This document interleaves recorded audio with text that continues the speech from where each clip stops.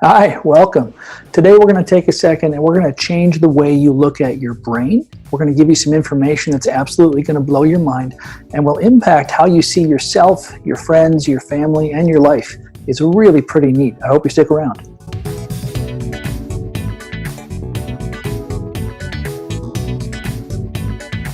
This is your brain. This is basically your brain broken down into three parts. There's obviously a lot more complexity we could get into, but for what we're looking at doing, this is fine. The thing to understand about this is that there's three really distinct areas of your brain that are useful if you want to get an understanding of your trauma. The neocortex is the part of you that thinks, and it's the part of you that carries on a conversation. It's the part of you that says, you know what?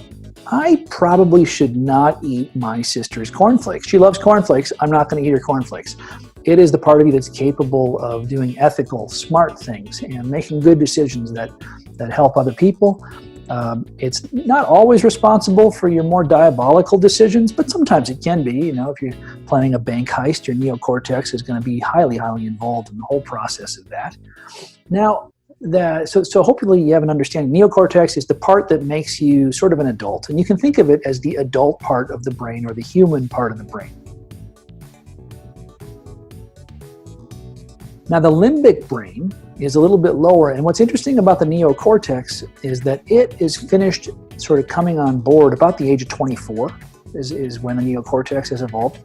The limbic brain is completely on board and ready to roll by about the age of 6. It really gets started pretty early and then wraps up development around the age of 6, and that's about how old it is. It's the emotional or feeling brain. It's really good at protecting you. It gets you into fight or flight really, really quickly. It does a great job of saving your butt. If you've ever been into a dangerous situation, your limbic system is what takes you out of that dangerous situation. And the limbic brain, when it engages, it pretty much ignores the neocortex. And if you've ever had the experience of trying to talk yourself out of being angry or afraid, because remember, that's what the limbic brain does, fight or flight. If you've ever tried to talk yourself out of being angry or afraid, it's mostly a waste of your time. It won't work.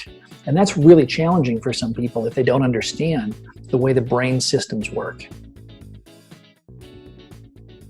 Then the last part of the brain, the reptilian brain, this is your brain stem, and it's pretty dumb, frankly. It doesn't understand anything as far as languaging goes. And the only thing it does to protect you is freeze. Now, it actually is pretty handy. It does things like tell your heart to beat. I mean, that's pretty useful.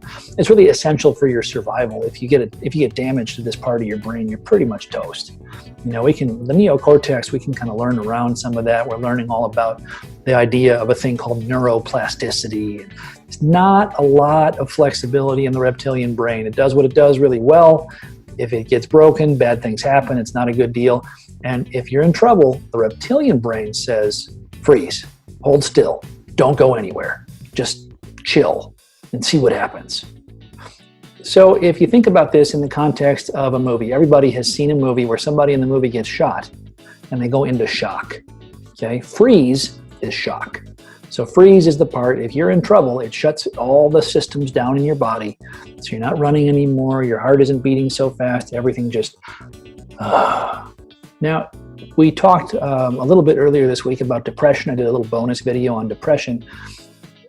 Some of depression, not all of it, there's plenty of other parts of depression, but some of depression is related to being stuck in a place of freeze. So if the freeze system in your reptilian brain gets turned on, and then doesn't get turned off, if you get into a situation of grave danger, or sometimes even like a surgery, particularly a car wreck, anything like that, where your body thinks it's going to die, okay, the freeze system turns on, and then if it doesn't get turned off, you end up feeling a deep sense of emptiness and disconnect all the time. There's just a sense of emptiness right here. You should be happy, your life should be great, and it sucks, and you don't know why.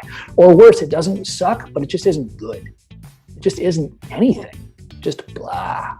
So that's freeze. That's how the freeze response manifests itself in some of the stuff that I see. Now, if I get somebody who needs like anger management work, if I get somebody who's really struggling with their emotions, or if they have a ton of anxiety, that means a lot of times they're stuck in the limbic brain, where the fight-flight system gets turned on and then it doesn't turn off. So like 9/10 of the work that I do as a life coach and a therapist is about turning off the limbic brain or the reptilian brain, because people try to turn it off with their neocortex. They say, don't be scared. Why are you being scared? This is dumb. Then they call themselves names, which is just like useless. Or they convince themselves to be afraid of their fear, which makes their fear worse, because you cannot fight fear with fear. I sound like Yoda right there, but it's true. You cannot fight fear with fear. So that's the thing to understand. What we do, and by the way, it's pretty hard to settle your limbic brain or your reptilian brain alone. If it could have been done by now, you probably would have done it. Most of the time, if you're watching this video, you have something you're thinking about or you have in mind. Most of the time, it happens in a sense in the setting of community, either in your primary love relationship, which is a little challenging to get it done, but it can, or in the context of a therapy relationship or some sort of trusting, connected relationship. That's why I have a life coaching company, Coaching for Recovery, and life coaching is a lot of what I do in my spare time because I love this stuff and I love helping people who are in some trouble. I had a person reach out to me off of Facebook not too long ago who said, you know, I just had some really, really severe anxiety. It was so bad. I had a hard time going anywhere or doing things. I had a hard time participating in events with my family. I just really, really struggled. And this person was, I mean, just super remarkable, managed to overcome a lot of this, much more than most people do. And what happened in her situation is that this person was stuck in her limbic brain in the fear response. The fear response got turned on, and that was it. So the anxiety was super, super bad, and the brain sought out at a deep level anything familiar. And even though the brain, the mind up here said, oh, you can do this, you can go outside, you know, you can go other places, this part of the brain wins every time. Okay, ask the emotions are how we make our decisions. Okay, and if you're terrified of something, even if rationally you know you shouldn't be, yeah, you're not going to do it. That's a lot of material covered in a short period of time. I always try to get these videos under 5 minutes, and they always end up taking 10 minutes. But that's basically the long and short of the way the brain works, and particularly how it relates to depression.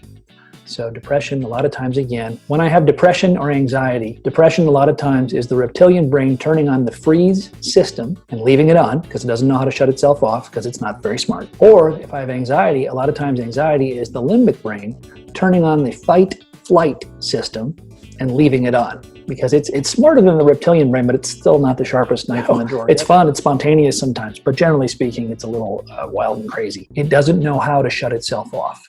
And no matter how much time the neocortex tries to think about getting rid of anxiety or depression, it just can't do it. It's not equipped. That's it for today. Again, I'm Greg. My company is Coaching for Recovery. If you would like to work with me or one of the life coaches who work for me, let me know, and I'd be happy to try to make some arrangements, find out more about what's going on with you and what we can help you with as far as resolving some of the trauma. That's what we do, the training that we have over the course of several years and quite a bit of time. If you like this video, maybe you should think about sharing it on Facebook. Or if you leave a comment, A, it's super fun to hear from you, and I love talking to people on the comments section of my Facebook page. And then B, Facebook in its infinite wisdom decides to let more people in my feed see the video. Depression and some of the various mental illnesses associated with it, you know, more information getting out about those, I think is really, really good and can be really, really helpful. If you'd like to do that, that's great. And I thank you for taking the time to tune in today.